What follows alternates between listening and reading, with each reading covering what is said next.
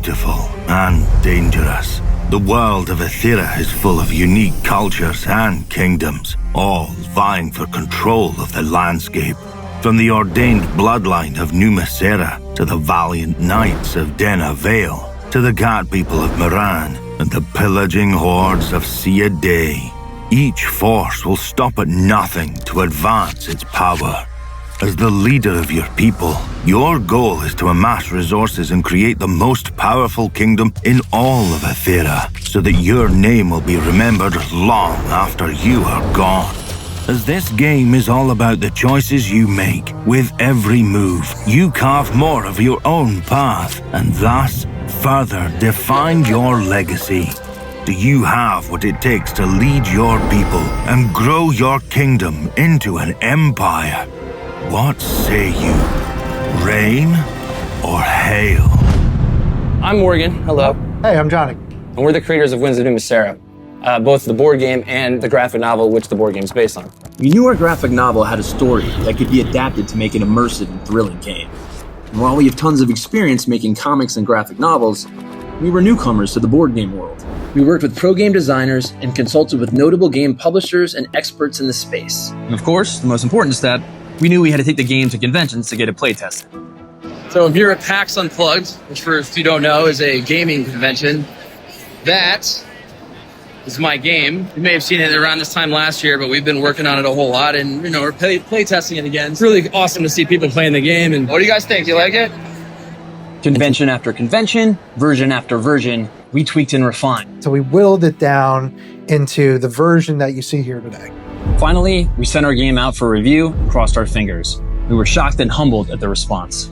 Winds of Numa Sera has a ton of special abilities. This game is built for that group that's yelling at each other, that's very communicative during a game. Having fun while doing so. Right. Balancing simplicity, streamlined ability, without actually sacrificing complexity and strategy. Such a well-done game, super easy to engage with and learn. I love the theme, combat mechanics, engine building, even the table talk for bartering and alliances. Best game that I've played this year. This box packs the punch of a full fantasy series into a tabletop experience. There are some games that make me feel competitive, and then there are games that make me want to crush my opponents into an oblivion with no remorse for their feeling. RPG blended with a battle royale on your table. Apparently the Winds of Numa Sera brings out that dog in me. If you like Game of Thrones, Root, or Scythe, we think you'll really dig Winds of Numa Sera.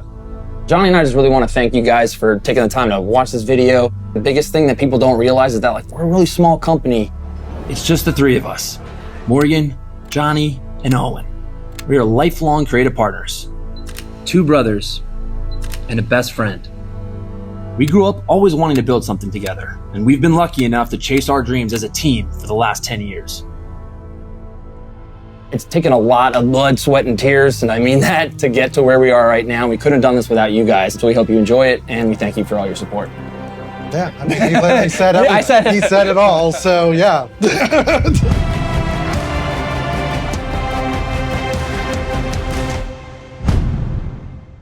How to play. Winds of Numa Sera is an asymmetric kingdom-building strategy game to become the best, most legendary kingdom, led by your heroes across generations through your picked line of succession. Only one can sit at the throne at a time. By the way, this game takes place in the fantasy world of Ethera, which shares the same world and characters as the acclaimed graphic novel from Dark Horse Comics. I read it and enjoyed it, but don't worry, you don't need to have read it to play and understand this game. 1. Kill 3 of your opponent's heroes. Or you can successfully attack, conquer, and hold onto 4 stronghold cards. 3. Focus on yourself by leveling to the highest rank of a skill. 4. Just do a little bit of everything to unlock these 5 cards. Got it? So first to achieve any of these 4 victory conditions wins the game. Now, here's how a turn works. Before you start anything on your turn, you check for starter turn actions. It's anything with this symbol here. Then explore, meaning drawing 1 card off the top of the exploration deck. These are usually helpful cards, but watch out! Some might hurt you. If an exploration card has this little reveal icon on it, you have to resolve its effect as soon as you draw it. Otherwise, you can put it in your hand. Then there are 4 other actions you can take. You can do as many of these as you want. 1. Buy. Spend some of your capital to buy/upgrade items from the World Forge, or learn skills from a skill colony. FYI, the skills are more expensive the more you upgrade them, and if you level any skill to level 4, you win the game. Another action you can do is equip. Equip any items from your hand to your hero. They got 5 slots. Remember to change your stats accordingly. 3. Trade. You can trade anything except for heroes and classes. So you can give a player some cards for a guarantee they don't attack you that turn. 4. Use. Use certain cards' abilities on some cards. Some are one-time use, others are not. Okay, and the last thing you can do on your turn is the build or attack. You get to only choose one. If you build, you get to gain capital money to buy stuff with. There's also a build tree which lets you gain new abilities. Certain abilities you'll unlock can get you more income. If you choose not to build, you can attack someone. There are 3 ways to attack. First, you can attack an opponent's hero. If you get them down to 0 power, they're dead. Then choose if you want to play a battle card. These cards can give you extra capital or power, and here they can increase your attack total. Finally, roll the battle die. This will plus or minus your attack. Your opponent, the defender, will use their hero's defense stat as a foundation. They can also then choose to play a battle card and then will roll the battle die. You tally up everything, and the defender takes a difference in damage to their power, which is like health. If you slay an opponent's hero, you take that hero card and add it to your kingdom. Instead of attacking your opponent's heroes, you can also attack their strongholds. This is basically the same thing, except the defender now uses the stronghold defense. If the attacker wins, they get to take the stronghold. You can also choose to attack one of the 4 strongholds on the map board, which are like NPCs. So yeah, that's the gist of this. Remember, you want to be the first to achieve one of these 4 win cons. History is written by the victors. Right, so it's whoever wins gets to tell the story and set the narrative, right? For a little context, by the way, in the book, in the graphic novel, Numa, Sera, hence the title, right? They are the ordained bloodline, the one true kingdom. They rule all.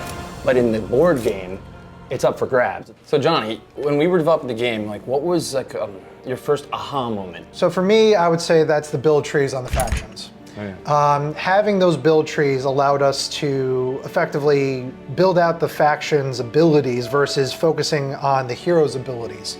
And it gives you an extra dynamic because each one of those abilities is so specific to the faction you're playing.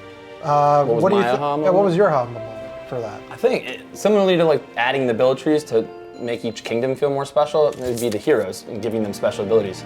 For that became like a fun part because we were trying to incorporate some of their personalities from the story into their special abilities. So like Lelia, for example, who's this young, naive empress when she originally like enters the story. When she enters the game, she's got very low stats. It's like a 1-1 or whatever. As she builds and levels and learns, her stats increase, and that felt really cool and true to the character. And so we kind of took that same thing and did it for every single character. Every character feels like they have like a different skill set that you're almost curious to be like, oh, I wonder where that plays into the story. And then, by the way, if you do go and read the graphic novel, you'll be like, oh, that's so cool. Because Lelia starts naive, and then as she starts to learn about her own kingdom, she gets more powerful. It may sound cliche, but I swear to God, as authentic as I can be, it's for you guys.